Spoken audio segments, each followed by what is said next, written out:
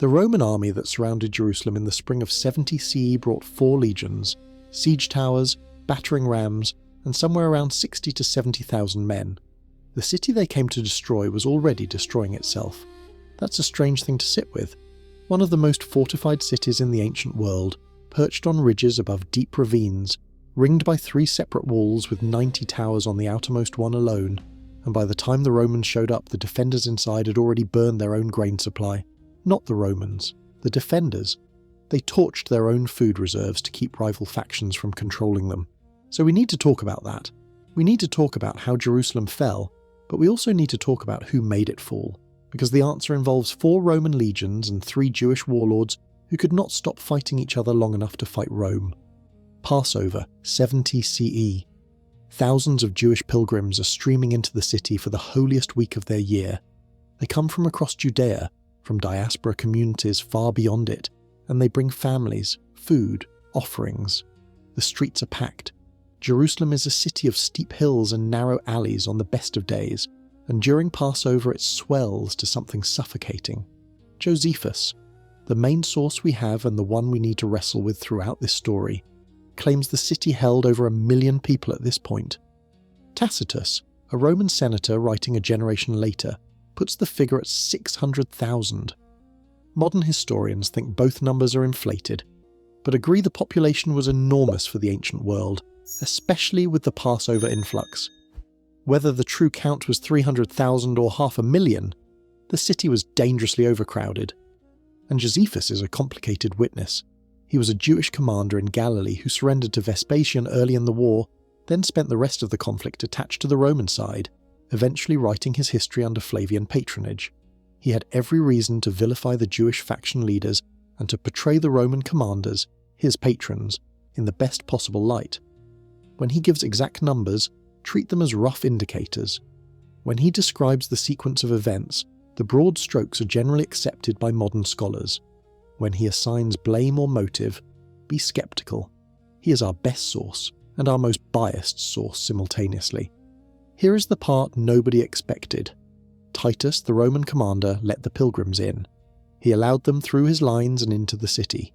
He did not let them out. The pilgrims became mouths to feed, and Titus knew exactly what he was doing.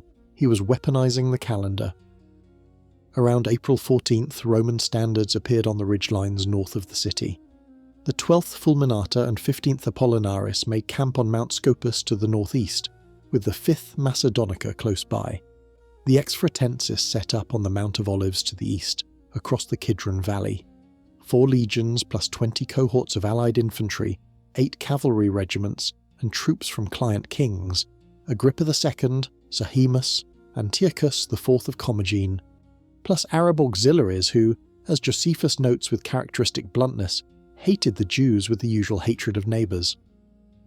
Titus had Tiberius Julius Alexander as his chief of staff, a former prefect of Egypt and a man who knew the region.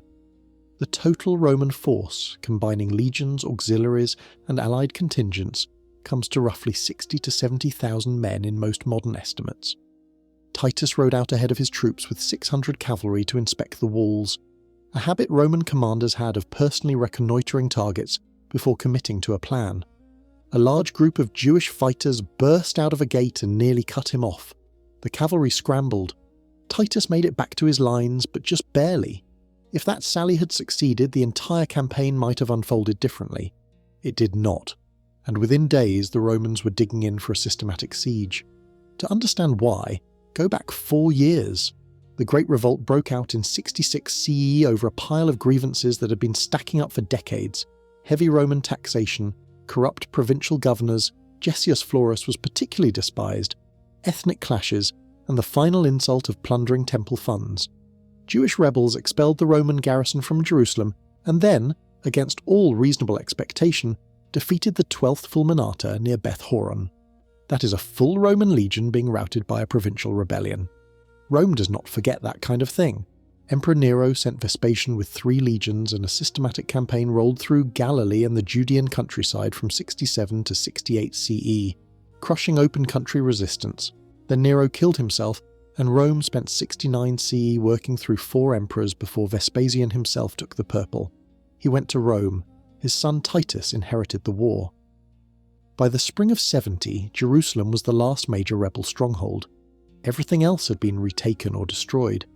The city should have been, in theory, a unified fortress preparing for the fight of its life. Instead, it was a civil war zone controlled by three men who hated each other almost as much as they hated Rome.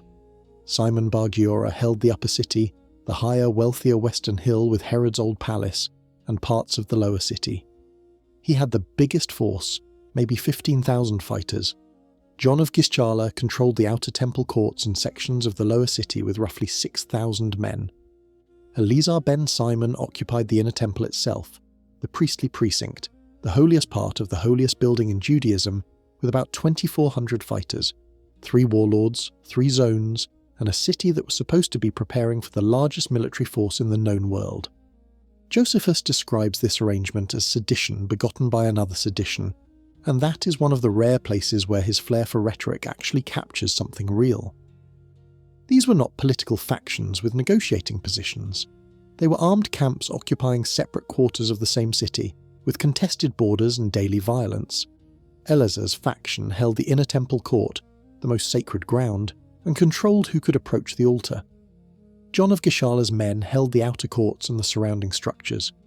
The two groups fought across the temple precincts while religious services continued. John's fighters fired missiles into the inner court and struck priests performing sacrifices at the altar. Think about that for 1 second. Arrows and sling stones flying through the holiest space in the Jewish world, killing clergy mid-ritual, and this is before the Romans have breached a single wall. Simon Bar Giora, with the largest force, controlled the high ground to the west and fought John's men for control of the lower city. The three-way civil war made coordinated defence close to impossible. Each faction guarded its own sector. They did not share intelligence about Roman movements. They did not coordinate counterattacks. When one sector came under Roman pressure, the other factions sometimes watched. The single most catastrophic act of the entire siege happened before the Romans breached anything. The factions burned each other's grain stores. They destroyed stockpiled food specifically so their rivals could not control it. Months before a single Roman catapult stone hit the city, the defenders had ensured that Jerusalem could not sustain a long siege. Moderates who advocated for negotiation, people like Ananus ben Ananus, were executed as traitors. The elimination of any voices counselling surrender or compromise meant the city was locked into a war it had already sabotaged from the inside. Eleazar ben Simon's faction eventually lost its independence. As the siege intensified, John of Gischala manoeuvred into the temple courts and absorbed or neutralised Eleazar's smaller force, reducing the civil war from 3 factions to 2. This happened shortly before the heaviest Roman assaults, which means it came too late to meaningfully improve the defence. Now the geography, which matters enormously for understanding why this siege took 5 months instead of 5 weeks.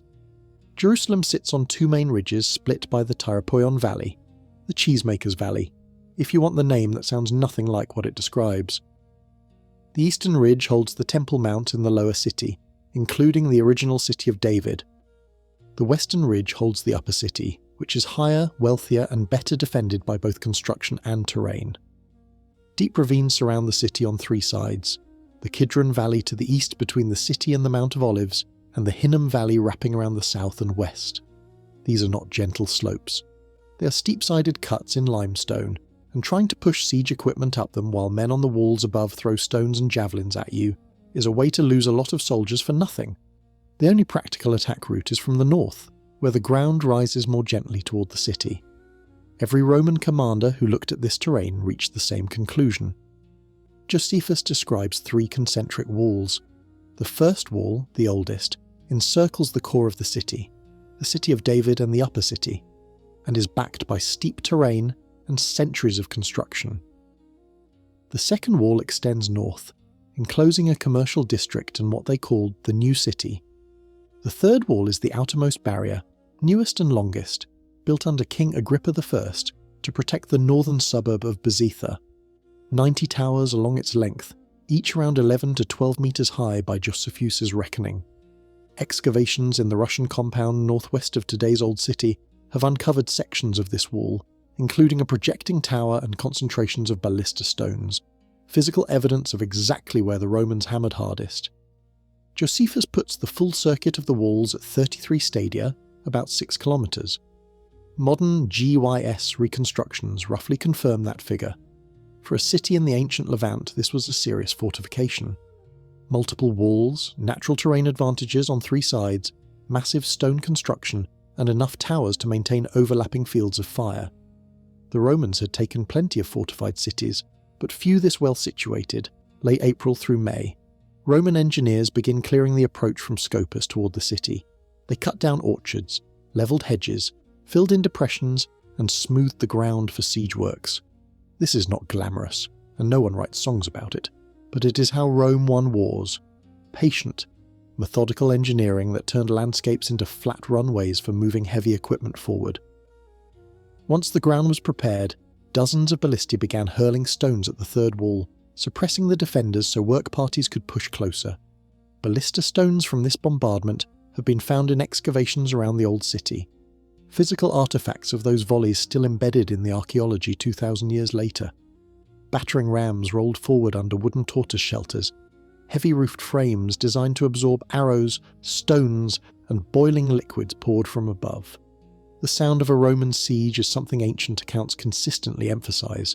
The rhythmic crash of rams against masonry, the whistle of ballista bolts cutting overhead, shouting on both sides of the wall, and the grinding crunch of timber and stone as shelters absorbed hits meant for the men inside.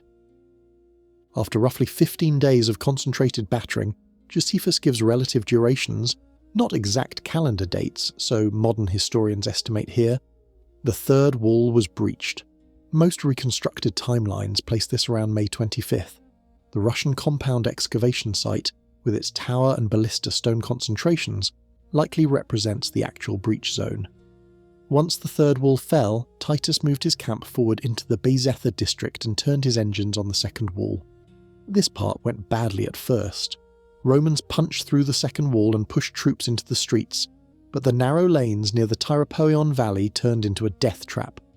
Jewish defenders counterattacked hard, trapping Roman soldiers in spaces too tight for their formations to function. Roman tactical doctrine depends on order, on lines, on each man covering the man next to him. In a 5-foot-wide alley with attackers coming from balconies above and doorways on both sides, none of that works. The Romans took heavy casualties and had to pull back through the same breach they had entered, which is an ugly thing for any army to do under pressure. A few days later they regrouped and attacked again with more men and better preparation for the street fighting. This time they held the breach and pushed through. The commonly used date for the final fall of the second wall is around June 4th. Titus ordered much of the captured wall segment demolished to prevent the defenders from retaking it, and to widen the Roman corridor of advance. He also used the captured ground to establish forward positions for the next phase of the siege. 2 walls down, 1 to go, plus the temple complex and the upper city. This is where things slowed down. June 70 CE. Progress grinds to a halt. The defenders mount constant night raids on Roman siege engines and construction crews, burning ramps and towers, inflicting enough casualties to make Titus reconsider his approach. Some of his officers pushed for a risky general assault, storm the walls with everything and accept the losses. Others argued for simply starving the city out. Titus chose a method Rome had perfected over centuries, a circumvallation wall. Every available soldier was put to work. Legions competed against each other for speed. This was standard Roman military culture, units racing to outperform each other even in construction. They built a complete wall encircling the city, 39 stadia long, about 7 kilometres, with 13 fortified towers spaced along it. Josephus claims they finished it in 3 days. Whether that number is exact or compressed slightly for effect, the speed of Roman military construction was genuinely extraordinary and is well documented at other sites. Comparative archaeological work on the circumvallation walls at Masada and Machaerus shows that the lengths and profiles Josephus describes for Jerusalem are consistent with known Roman engineering practice elsewhere. This was not rhetorical exaggeration dressed up as history. Rome really could build at this speed when it committed full labour. The wall ran from the camp of the Assyrians in the north, around the western and southern approaches, across the deep ravines, and back to the Mount of Olives. Forests around the city were stripped bare to supply the timber.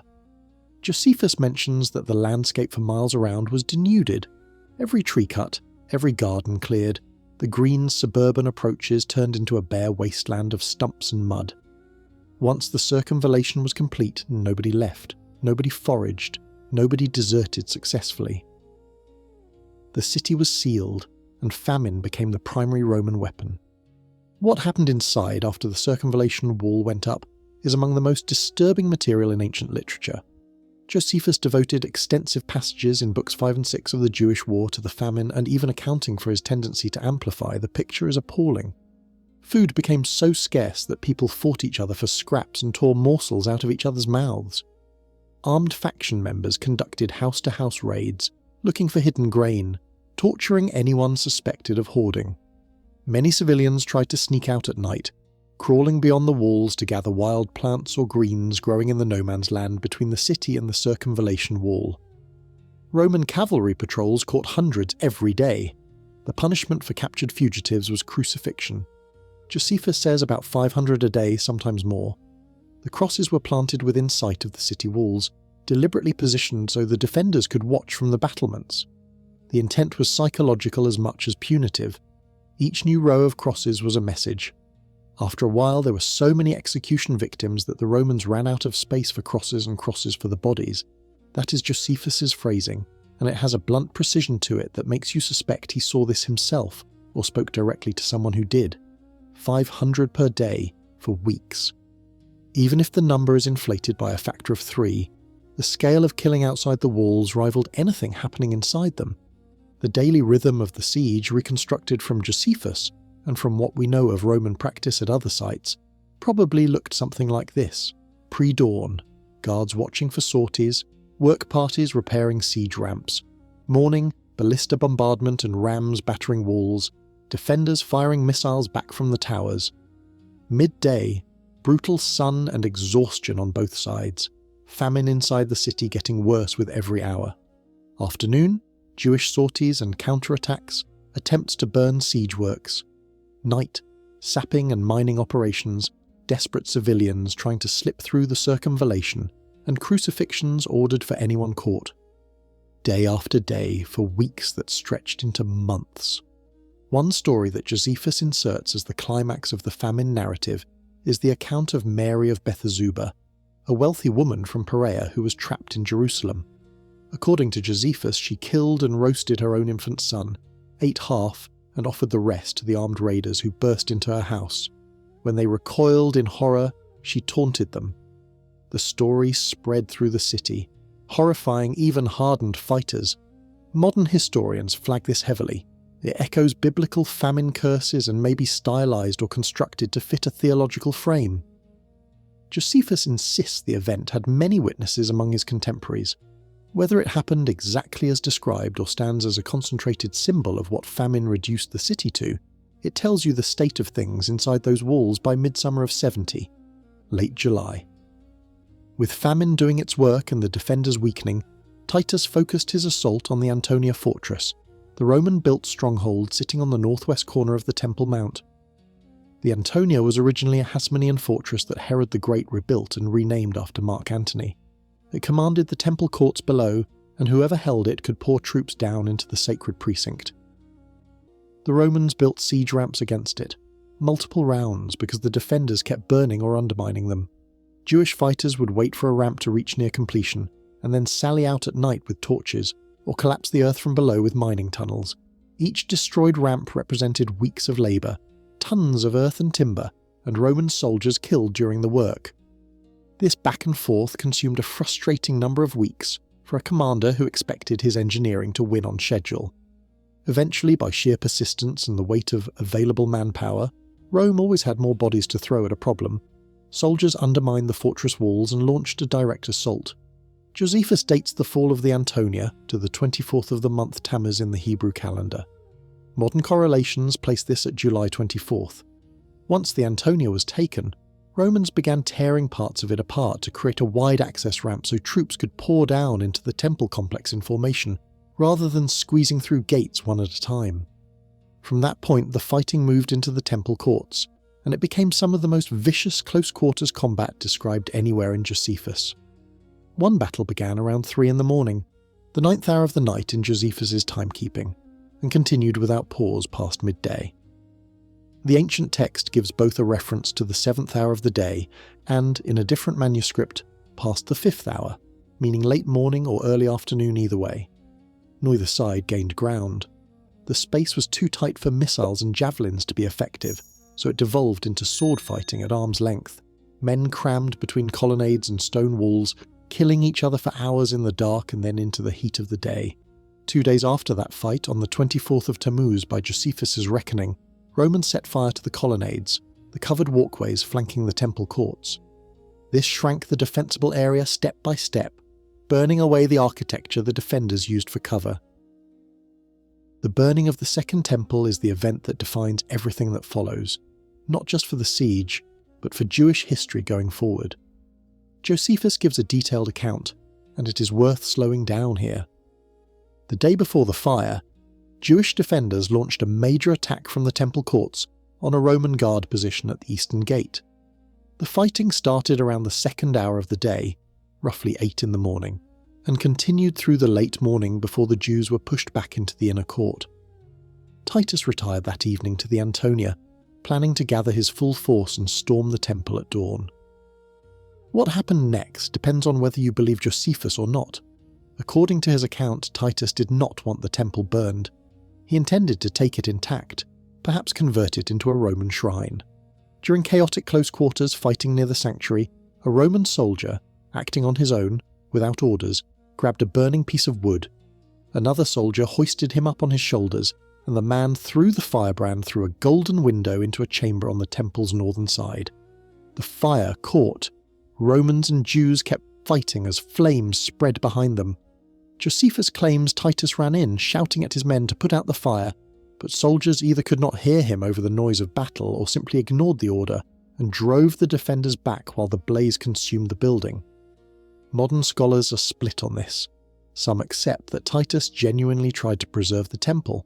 Others suspect Josephus, who wrote under the patronage of the Flavian dynasty, Titus's own family, was protecting his benefactor by writing a version where the destruction was accidental rather than deliberate policy. The temple as a nationalist and religious centre was flatly incompatible with secure Roman control of the province. Whether Titus ordered the fire or merely failed to prevent it, the building burned. Josephus states explicitly that the fatal day was the 10th of the month of Av, the same date on which the first temple had been burned by the Babylonians centuries earlier. Jewish rabbinic tradition commemorates the disaster on the 9th of Av, Tisha B'Av, reasoning that the fire began late on the 9th and burned through the 10th, and the sages chose to mark the beginning of the catastrophe rather than its end. In the Julian calendar, most scholars correlate the date with early August, around August 4th or 5th of 70 CE, though a small number of sources place the final destruction later in August.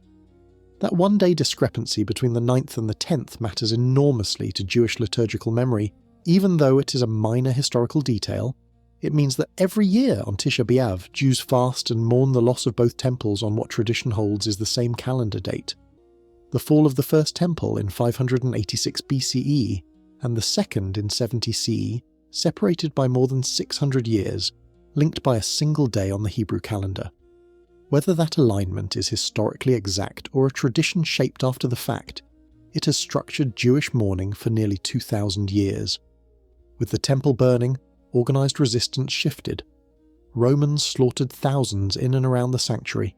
Josephus says 10,000 killed in a short span, of all ages, combatants and civilians alike. The fire did not stop at the sanctuary. It spread to surrounding structures, to the treasuries, to the storage rooms. Roman troops plundered whatever the flames had not reached: the menorah, the showbread table, sacred vessels and ceremonial objects that had been the physical centre of Jewish worship for generations. These items would be paraded through Rome during the triumph the following year. The reliefs on the Arch of Titus, still standing on the Via Sacra in Rome, show Roman soldiers carrying the menorah and processional instruments. It is one of the most recognisable images in ancient art, and it depicts stolen property from a burned temple carried by the men who burned it, carved into stone to celebrate the burning. Titus ordered the lower city and the remaining structures around the Temple Mount burned and demolished. Roman soldiers went through the ruins methodically, Josephus says, prying up every stone, searching for gold that had melted in the fire and run down between the cracks in the pavement. They left the temple platform stripped to bare foundations, the same platform that stands today as the Haram al-Sharif. The site of the Dome of the Rock and the Al-Aqsa Mosque is the base the Romans laid bare. The last resistance held out in the upper city, behind Herod's old palace and the three massive towers, Hippicus, Phasael and Mariamne, that even Titus apparently admired. These towers were Herodian construction at its finest. Huge blocks of stone, thick walls, engineering designed to outlast centuries. The defenders who retreated to the upper city after the temple fell knew there was nowhere else to go. Behind them was the Hinnom Valley. In front of them were 4 Roman legions with nothing left to distract them. Romans spent several more weeks building additional siege ramps against the western hill.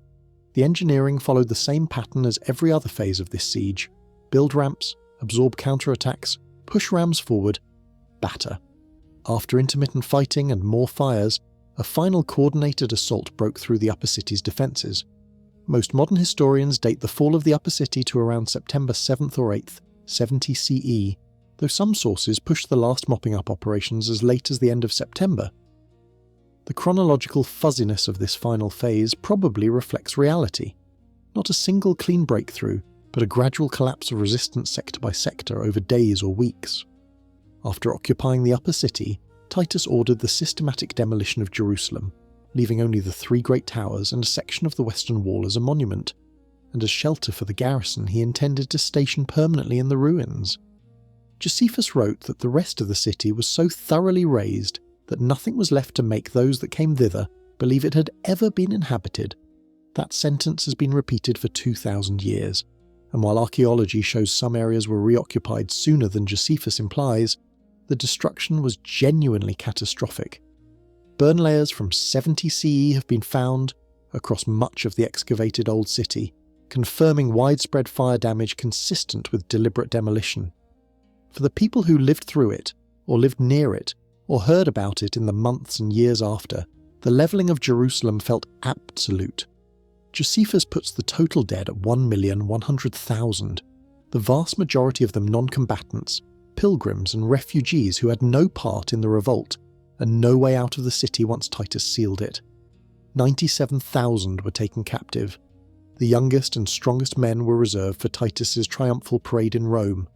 Others were sent to gladiatorial arenas across the provinces, forced to fight and die as entertainment in the same empire that had besieged their city. Others were condemned to labour in Egyptian mines, where conditions were lethal and life expectancy measured in months. Children and many non-combatants were sold into slavery throughout the empire, dispersed so widely that the price of slaves reportedly dropped in markets across the eastern Mediterranean. Tacitus's lower figure of 600,000 besieged is probably closer to a realistic maximum, but even that number represents a demographic catastrophe that reshaped the entire region. Modern scholars treat both Josephus's and Tacitus's figures as inflated to varying degrees, Josephus to magnify the scale of divine judgment, Tacitus to magnify the scale of Roman victory. Actual totals are unknowable. What is knowable is that Jerusalem went from one of the most densely populated cities in the eastern Mediterranean to rubble in less than 5 months, and that the human cost fell overwhelmingly on people who were not fighters. In 71 CE, Vespasian and Titus celebrated a triumph in Rome. Jewish prisoners walked in chains through the streets. Temple treasures were displayed on floats and carried by soldiers. Coins stamped IVDAEA CAPTA circulated across the empire, a slogan minted in metal, pressed into the hands of every citizen who bought bread or paid a tax. The Exfratensis Legion was permanently stationed in the ruins of Jerusalem, their brick and tile stamps recovered by archaeologists confirming a military occupation that lasted generations. The victory was not just won, it was advertised, monetized, and made permanent. The destruction of the temple ended the sacrificial cult that had been the centre of Jewish religious life. Without the temple, there were no more daily offerings, no more priestly rituals, no more pilgrimages to the place where heaven and earth were supposed to meet. What replaced it, Rabbinic Judaism centred on Torah study, prayer and the synagogue, was a reinvention born from annihilation. Jerusalem itself lay in ruins for decades. When Emperor Hadrian rebuilt it after the Bar Kokhba revolt in 132 to 135 CE, he renamed it Aelia Capitolina, built a pagan temple on the site, and formally banned Jews from entering the city. The name Jerusalem became a memory carried in liturgy and exile. Tisha B'Av became the annual marker of that loss, observed every year since.